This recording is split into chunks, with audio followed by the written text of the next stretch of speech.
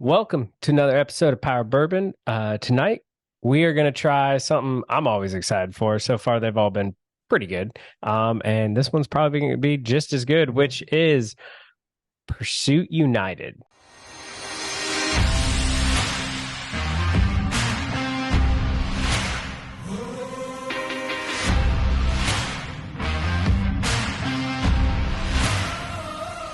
So if you know anything about bourbon, whiskey tubers, anything like that, the OG is Bourbon Pursuit. They've been doing this for a very, very long time. And they started their own brand a while ago, everything like that. So this is the third release, I do believe. Yeah, third release. It is actually batch. That was TJ doing math, counting. Yep, that was count to three. Batch 7cc, which means absolutely nothing to me. Supposedly it means something to Kenny Coleman and Ryan Cecil, the two guys behind Bourbon Pursuit. But we're going to see if it's any good, what we think about it. Spoiler alert. I mean, there you go. That's all you need to know. But yeah, they keep coming out with good stuff. They're going to come out with a toasted line, of course. Maybe they come out with a finished line. Who knows? But we'll see how this is. And they announced today, I think it was. Well, the day we filmed this, they are now expanding to Missouri. So even though he's not here, so even Brian can get it. Yep. Yeah. So we reviewed batch one. Gosh, that was a while ago. TJ, don't link the video above. And what's this? Well, let's talk about price point. This comes in at what? $65, $60.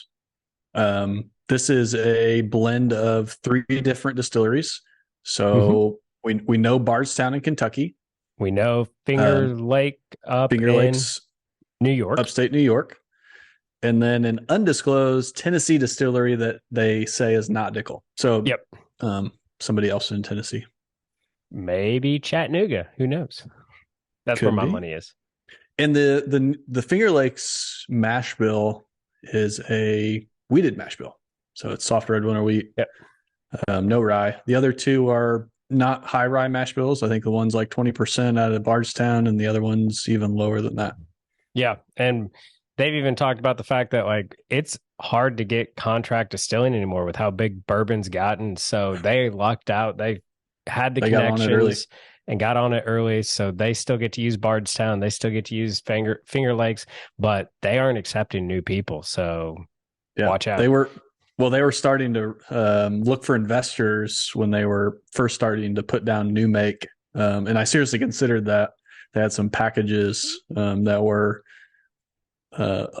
pretty intriguing, and especially intriguing in today's market. You know, when they were a year and a half ago, the stock market was doing quite well. So less intriguing, but now it'd be like, I'd take that. Yep. So the nose is nice. It's got a little bit of oak, a little bit of red fruit, I'd say, on it. Some brown sugar. I'm trying to put my finger on that. It's like a light candied sweet. And maybe some of that's that wheated mash bill.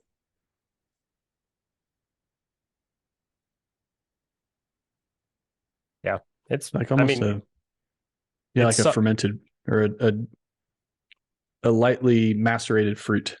Yeah. It's subtle. This is like a little bit of like it's not a grain. I don't want to call it a grain because it's different than what I classically call like young grainy nose. It's almost like a little bit of a straw, like a light straw, a light sweet straw, like a straw soaked in honey. Yeah, I like it. It's a subtle nose, delicate nose, but it's a good nose. That palate is just, say, easy drinking might be the best way to define that. Just a really light, mellow sweetness. A little bit of butterscotch is kind of how I define that sweetness.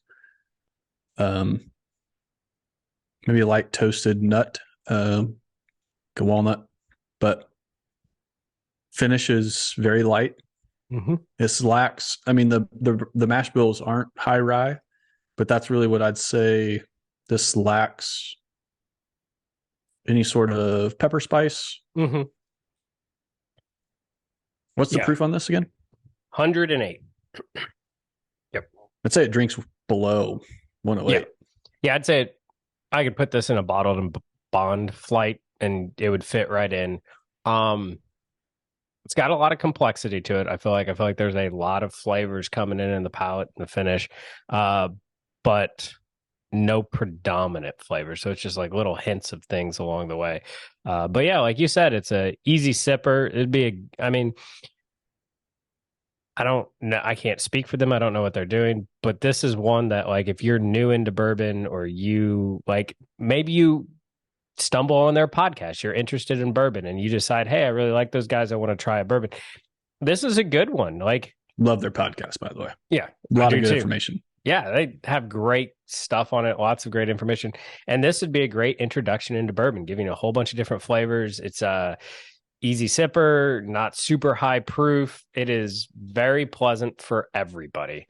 And even for people that have been drinking bourbon for a while, there's a lot of complexity in there that you can pull apart and really enjoy. So, is it a Heaven Hill 17 or some crazy thing like that is like a once in a lifetime thing? No.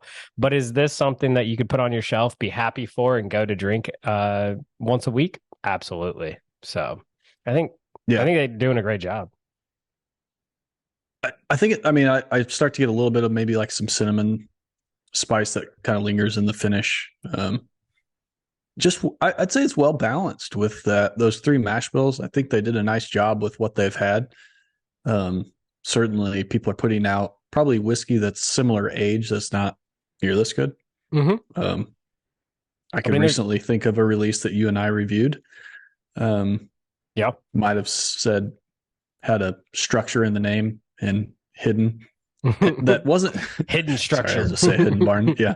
That wasn't near this good. So in that sense, I think you hit it on the head. For me, this hits the palate where if you're after the Buffalo Trace products, the Eagle Rares, those type of weeded mash bills, well, not Eagle Rares, not weeded, but or weeded mash bills. This would be right in your wheelhouse. I think at 108 proof, like that drinks well below. I think at value $65, you gotta want to buy into the story behind it. So if you're a podcast listener, want to support them, I think it's right there. I still think some of the daily drinkers from the large distilleries, for me, are better value. But if you're looking for something else to put on your shelf, this is right there.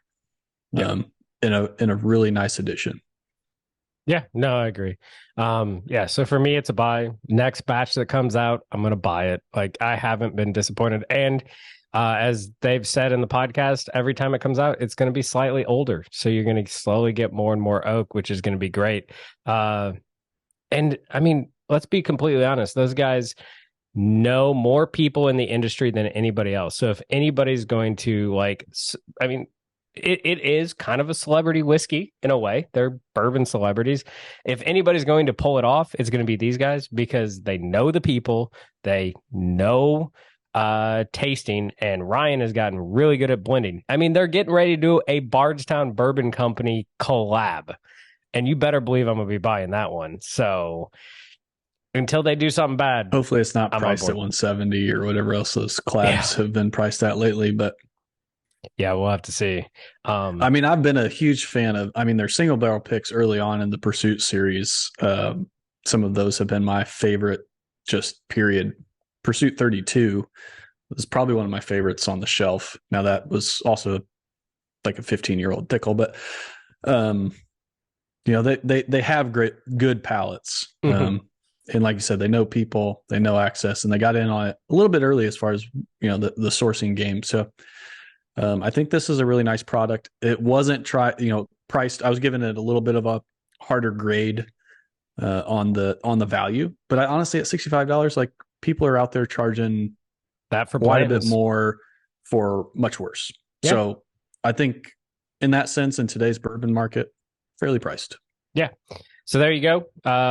They're expanding slowly but surely. It's hard to get bourbon in states. You got to do all these crazy liquor laws and everything like that. If you want to know more, go into Bourbon Pursuits podcast because they talk about all that stuff all the time. But yeah, I think it's a great one. I'm going to continue to buy it. And with that, I'll continue to drink TJ's. yep, exactly. So we will see you next time.